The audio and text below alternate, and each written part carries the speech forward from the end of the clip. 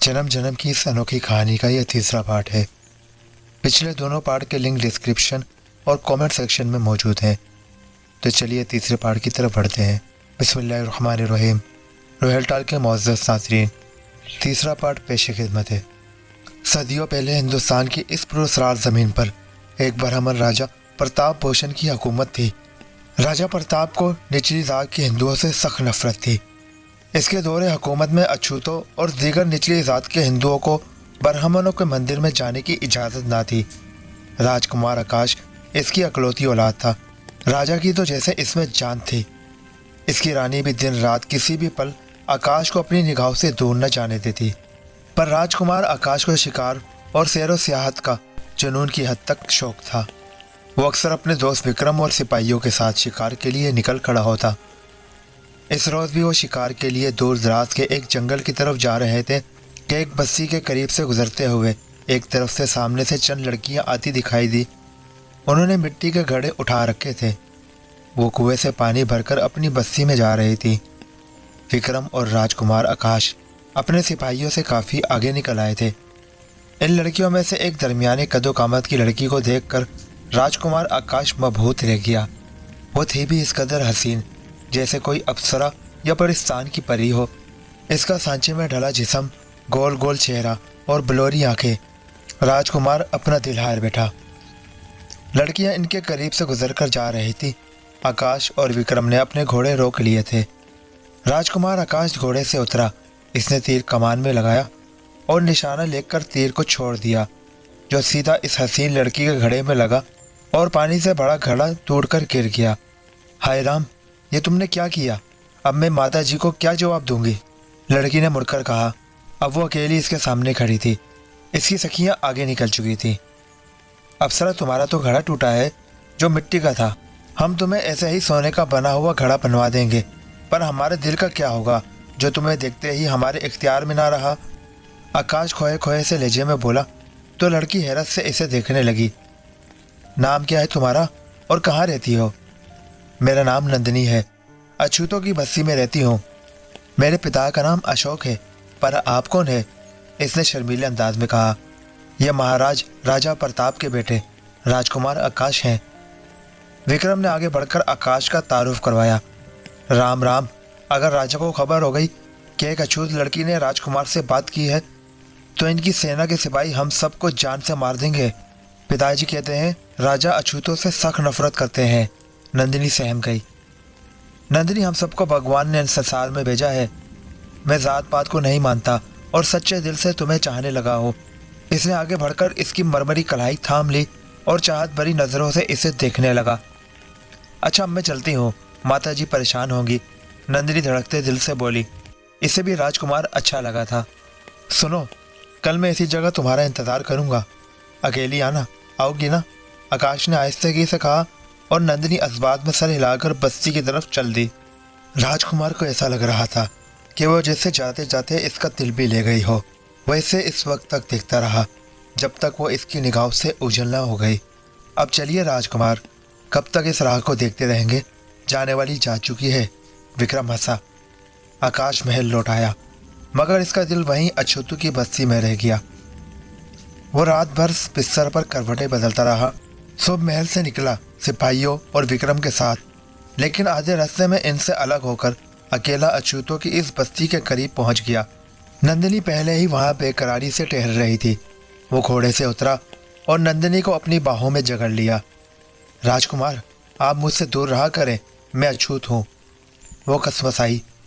दोबारा ऐसी कोई बात न करना, इसने कहा और नंदिनी के गाल पर अपने होंठ रगड़ने लगा। नहीं राजकुमार, ये सब ठीक नहीं है, नंदिनी मखमूम लहजे में बोली। राजकुमार की छेड़खानियों से इसके अपने जज्बात भी मुंतशिर होने लगे थे। घबराओ मत, हमारे प्यार में कोई खोट नहीं, तुम हमारी रानी बनोगी, आकाश ने कहा और इससे अलग हो गया। आज मैं आपके लिए अपने हाथों से भोजन तैयार करके लाई हूँ, मगर आप किसी अछूत के हाथ का बना। वो आकाश की खफगी के लिहाज से बात अधूरी छोड़ गई। लाओ, मुझे अपने हाथों से खाना खिलाओ, आकाश ने कहा और नंदिनी ने करीब पड़ा बर्तन उठाया, रुमाल खोला और इसे अपने हाथों से खिलाने लगी। खाना खाने के बाद वो इसके जानू पर सर रख के लेट गया। वो काफ़ी देर तक बातें करते रहे। फिर नंदिनी इससे रुखसत हो गई और वो राजमहल आ गया। वो नंदिनी के प्यार में भूल चुका था कि वो हिंदुस्तान जैसे मुल्क का राजकुमार और मुस्तकबिल का होने वाला राजा है, जबकि नंदिनी एक मामूली सी अछूत लड़की है। एक रोज़ जब वो नंदिनी से मिला तो इसे ऐसा लगा जैसे वो उदास है। क्या बात है नंदिनी, तुम खिलाफ मामूल खामोश और उदास क्यों हो? राजकुमार, हम अछूत हैं, हमें मंदिर में भी जाने की इजाज़त नहीं। नंदिनी उदास लहजे में बोली। बस इतनी सी बात, आओ आज हम तुम्हें खुद मंदिर लेकर जाएंगे, आकाश ने कहा। वो इसे अपने आगे घोड़े पर बिठाकर मंदिर ले गया। ब्राह्मणों के इस बड़े मंदिर में पूजा जारी थी। महाराज किशोरी लाल इस मंदिर के महापुजारी थे।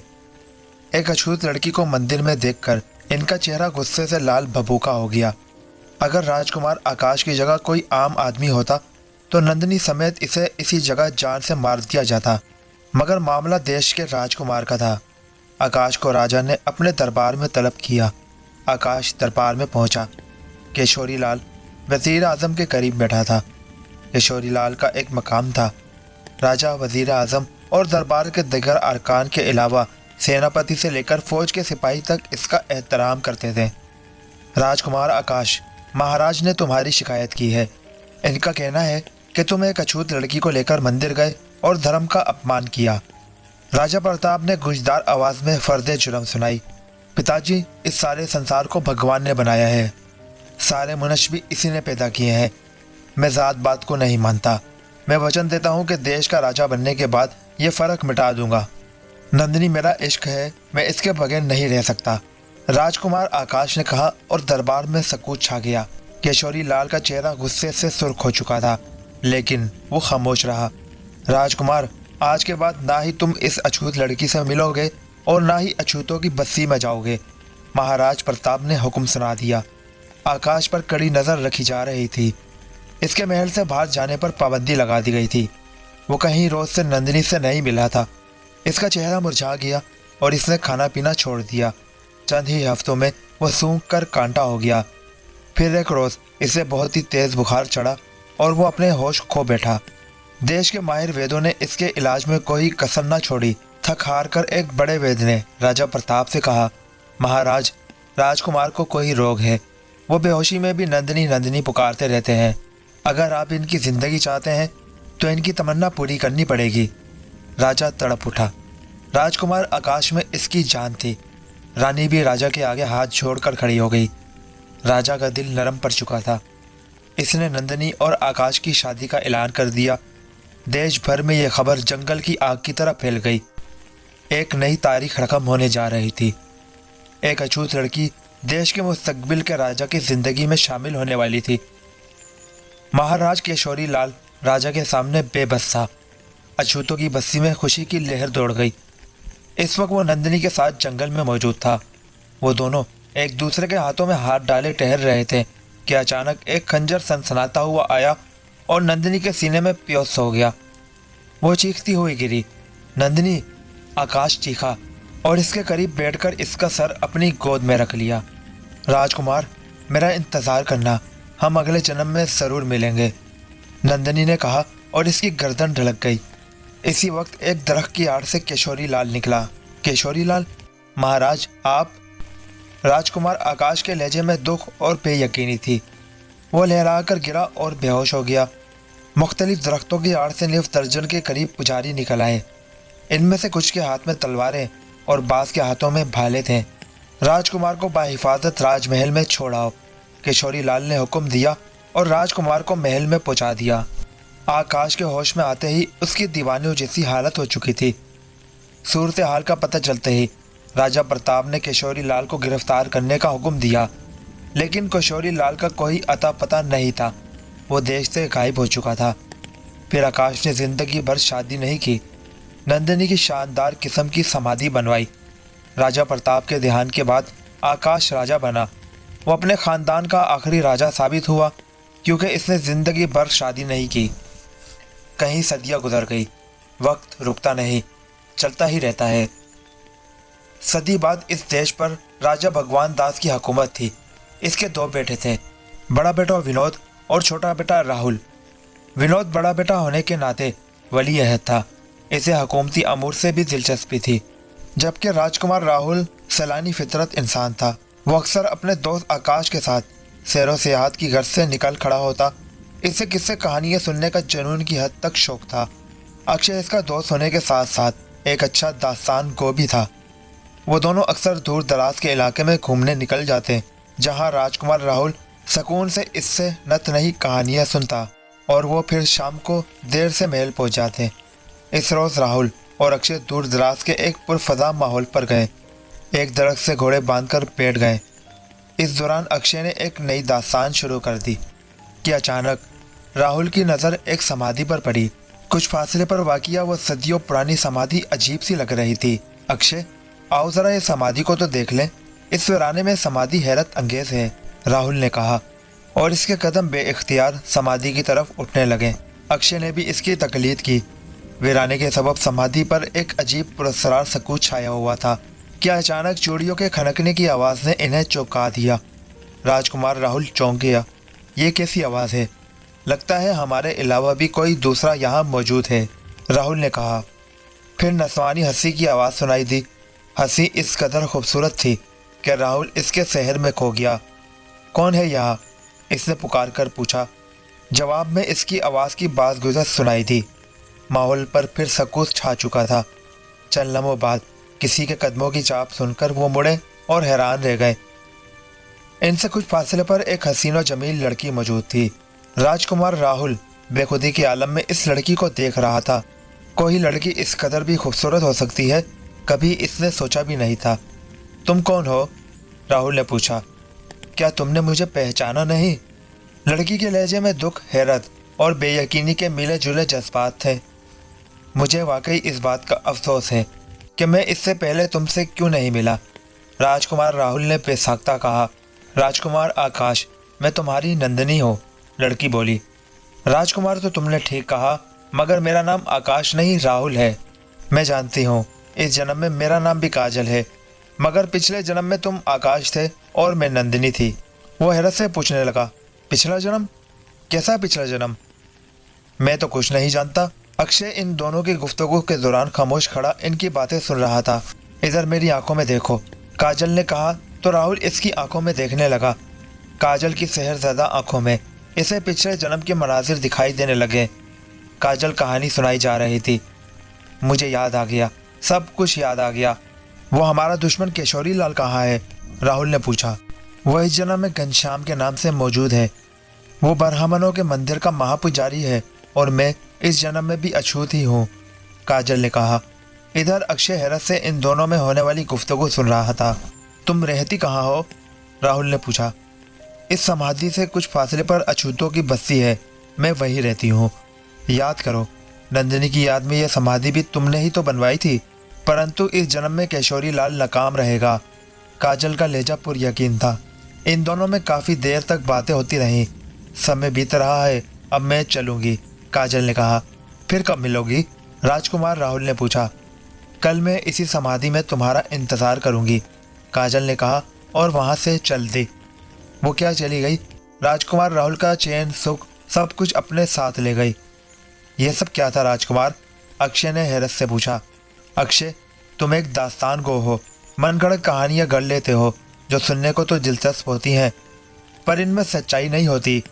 लेकिन यह मेरे पिछले जन्म की सच्ची कहानी है जिसे मैं भूला हुआ हूँ, राहुल ने कहा और इसे अपने पिछले जन्म के बारे में तफसील से बताने लगा। और अक्षय हैरत से सुनने लगा। इसने अपनी ज़िंदगी में सैकड़ों कहानियाँ सुनाई थी, लेकिन ऐसी किसी कहानी के बारे में ना ही इसने सुना था और ना ही ऐसी कहानी किसी को सुनाई थी। ये एक दिलचस्प और नाकाबिले यकीन कहानी थी।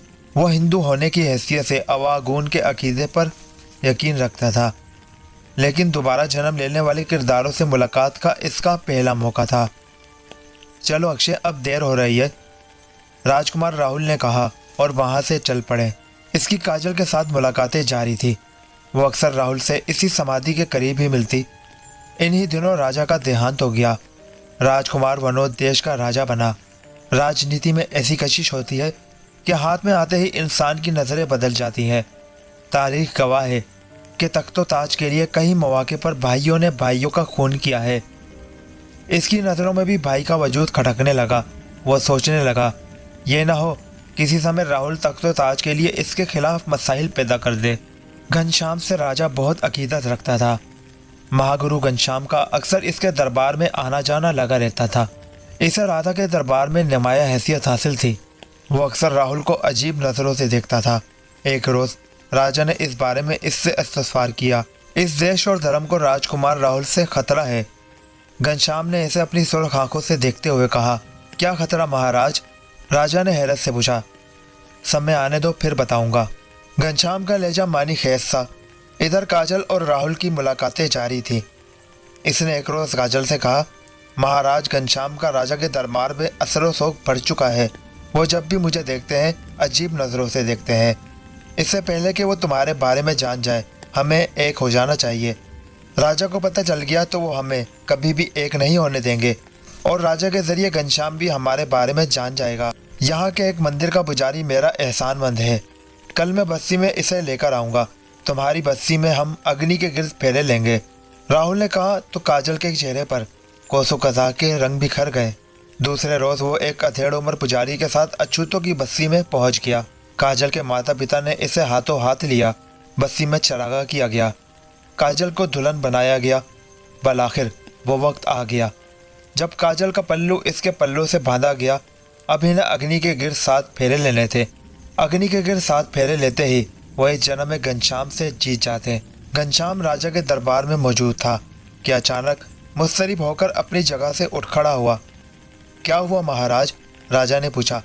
राजा, आपके भाई की वजह से हमारे धर्म का अपमान होने वाला है। अब समय आ चुका है कि अपनी फौज के साथ अछूतों की बस्ती में पहुंचो। अगर देर हो गई तो बहुत बड़ा अनर्थ हो जाएगा और तुम इस देश के राजा भी नहीं रहोगे। घनश्याम के अल्फाज ने राजा को डरा दिया। राजा ने अपनी फौज का कुछ हिस्सा साथ लिया और अछूतों की बस्ती का रुख किया और वहां पहुंचकर आनन फानन बस्ती को घेरे में ले लिया गया। रास्ते में राजा को भड़काने के लिए घनश्याम ने सच और झूठ के आमेज़ज से राहुल और काजल के पिछले जन्म के बारे में कहानी सुनाई। वो सेनापति और दर्जनों साथियों के साथ वहां पहुंच गए। राजकुमार राहुल और काजल ने अग्नि के गिर्द फेरे लेने के लिए अभी पहला कदम उठाया ही था कि घनश्याम के हुक्म पर काजल पर सिपाहियों ने तीरों की बौछार कर दी। दर्जनों तीर काजल के जिस्म में प्योस हो गए। वो चीखती हुई गिरी। राहुल ने इसका सर अपनी गोद में रखा और बच्चों की तरह थाड़े मार मार कर रोने लगा। घनश्याम और राजा इनके करीब पहुंच गए। काजल उखड़ी उखड़ी सांसें ले रही थी। किशोरी लाल, याद रखना, मैं फिर जन्म लूँगी और तुम देख लेना, जीत हमारे प्यार की होगी। मैं हर जन्म में तुमसे पहले मौजूद रहूँगा और मेरा वचन है कि मेरे जीते जी तुम किसी भी जन्म में एक नहीं हो सकते। तुम्हारे 7 जन्म में इस युद्ध में जीत किशोरी लाल की ही होगी। घनश्याम ने हंसते हुए कहा और काजल ने दम तोड़ दिया। राजकुमार राहुल को गिरफ्तार करके जेल में डाल दिया गया, जहां इसकी आंखों में गर्म सलाखें फेरकर इसे अंधा कर दिया गया। वो चंद माह के तन्हाई में रहा और बलाखिर इसका देहांत हो गया। समय बीतता रहा। कई सदियों बाद इस देश पर राजा हरियाल की हुकूमत थी। इस राजा की कई रानियां थी मगर औलाद सिर्फ एक ही थी। राजकुमारी सीता अकलौती औलाद होने के बाइस राजा को बहुत प्यारी थी। यह राजा बहुत जालिम था। रियाया इसके मुजालिम से तंग थी। खासकर निचली जात के लोगों से इसे इतनी नफरत थी कि अगर कोई गलती से भी इसके सामने आ जाता तो इसका सर धड़ से अलग कर दिया जाता। अछूत राजा हरदयाल के डर से अपनी बस्ती से बाहर नहीं निकलते थे। अगर इंतहाई ज़रूरत के तहत इन्हें निकलना भी पड़ता तो इस तरह निकलते कि इन पर नज़र न पड़ जाए। राजकुमारी को जब कहीं बाहर निकलना होता तो वह निस दर्जन घोड़ों पर मुश्तमिल शानदार बग्घी में निकलती। राजकुमारी 16वें बरस में पहुंच चुकी थी। इसे इन दिनों अजीब किस्म के सपने दिखाई दे रहे थे। इसके सपनों में एक खूबरू नौजवान आता था जो सिर्फ एक ही बात कहता था, नंदिनी, हम तीसरा जन्म ले चुके हैं। हमने पिछले 2 जन्मों में जो कष्ट उठाए हैं इसका अंत होने वाला है। किशोरी लाल अब हमें एक होने से नहीं रोक सकता। वो बहुत परेशान थी। इसने अपने सपने के बारे में अपनी खास सहेली शकुंतला को बताया तो वो कुछ देर सोचती रही, फिर बोली, हम कल मंदिर जाएंगे। महागुरु गधारी लाल बहुत बड़े ज्ञानी हैं। तुम इनसे अपना सपना बयान करना वो जरूर इसका उपाय बताएंगे। दूसरे रोज वो बग्घी में बैठकर मंदिर गए। इनकी रक्षा के लिए सिपाही भी साथ थे। गधारी लाल दराज कद और देवहकल थे। इनके गले में मुख्तलिफ इकसाम की मालाएं थीं। इनके चेहरे पर सबसे खौफनाक चीज सुर्ख आंखें थीं जो अंगारों की तरह देख रही थी। इनसे नजरें मिलाना तकरीबन नामुमकिन था। राजकुमारी सीता ने अपना सपना बयान किया। गधारी लाल के माथों पर शकुनों का जाल बिछ गया। यह बहुत पुराना सपना है, इसे भूल जाओ, वो नागवार लहजे में बोले और वो दोनों इन्हें प्रणाम करके मंदिर से बाहर निकल गए। गोया नंदिनी इस जन्म में ब्राह्मण है और आकाश अछूत, परंतु मैं धर्म की रक्षा करूंगा। मेरे होते हुए अशोक और ब्राह्मण एक नहीं हो सकते, गिरधारी लाल ने ज़ेरे लब कहा। इधर राजकुमारी सीता की तसल्ली गिरधारी लाल की बातों से ना हो सकी थी। वो अब भी मुस्तरब थी। काफी दिनों बाद इसका दिल सैरो तफरीह को चाहा तो वो शकुंतला और चंद बांदियों के साथ एक पुरफजा मकाम पर गई। दर्जनों की तादाद में सिपाही भी इनके साथ थे। चारों तरफ हरियाली ही हरियाली थी। एक तरफ खूबसूरत नहर बह रही थी। सिपाहियों को काफी फासले पर खड़ा कर दिया गया और वो सहेलियां आपस में अटकलियां करने लगी। काफी देर बाद वो सुस्ताने के लिए नहर के किनारे बैठ गई। राजकुमारी सीता ने नहर में पाँव डाले हुए थे, जबकि शकुंतला आलती पालती मारे बैठी थी। राजकुमारी, तुम्हें फिर तो वो सपना दिखाई नहीं दिया? शकुंतला ने पूछा। नहीं, महाराज गिरधारी लाल से मिलने के बाद फिर मुझे वो सपना दिखाई नहीं दिया, लेकिन एक बात सच है, मेरे सपनों में आने वाला बहुत खूबसूरत था। राजकुमारी सीता ने जवाब दिया। अचानक इसे पाँव की पुष्ट पर शदीद तकलीफ का एहसास यूं हुआ जैसे किसी ने इसके पाँव में खंजर घुसेड़ दिया हो। इसके हलक से एक चीख निकली और वह जमीन पर गिरकर तड़पने लगी। तकलीफ की शिद्दत से इसके चेहरे का रंग फक हो चुका था। वो चीखती जा रही थी और भगवान भगवान पुकारती जा रही थी। इसके जिस्म में नीलाहट की अमीज़श होती जा रही थी। सिपाही इससे काफ़ी फासले पर थे। अगर करीब भी होते तो इसकी कोई मदद नहीं कर सकते थे। बांदिया भी राजकुमारी की चीखें सुनकर दौड़ती हुई करीब आ चुकी थी। शकुंतला और दासियां बेबसी से इसे तड़पते देख रही थी। अचानक मुखालिफ समझ से एक नौजवान तेजी से इनकी तरफ बढ़ा और राजकुमारी के करीब आकर रुक गया। इसकी नजरें राजकुमारी के चेहरे से होती हुई राजकुमारी के पाँव पर ठहर गई। वहां सांप के दांतों के निशान नजर आ रहे थे। राजकुमारी की आंखें बंद होती जा रही थी। वो अकड़ो होकर बैठ गया।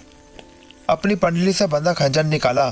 राजकुमारी सीता का पाँव पकड़कर हल्का सा कट लगाकर अपने होठ जख्म पर रखे और होठों की पूरी कुव्वत से जहरीला मवाद निकालकर एक तरफ फेंकता चला गया। कुछ देर में ही राजकुमारी की हालत बेहतर नजर आने लगी।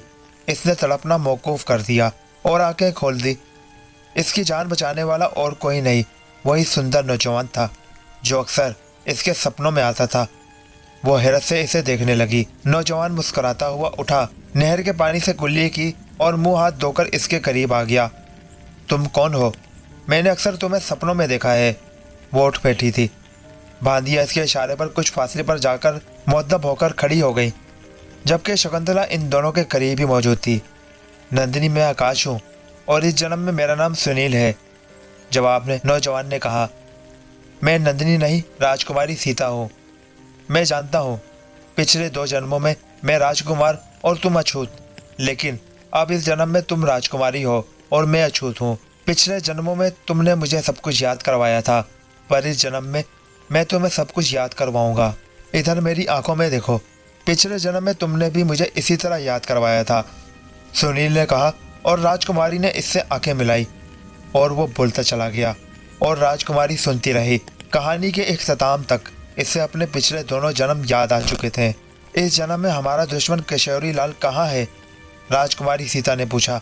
वह इस जन्म में गिरधारी लाल के रूप में मौजूद है। तुम अपनी गलती से इसे हमारी मौजूदगी से आगाह कर चुकी हो, सुनील ने जवाब दिया।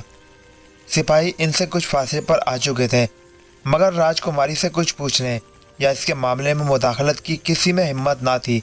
सुनील, अब हम चलते हैं, फिर मिलेंगे और इस जन्म में गिरधारी लाल जरूर नाकाम होगा।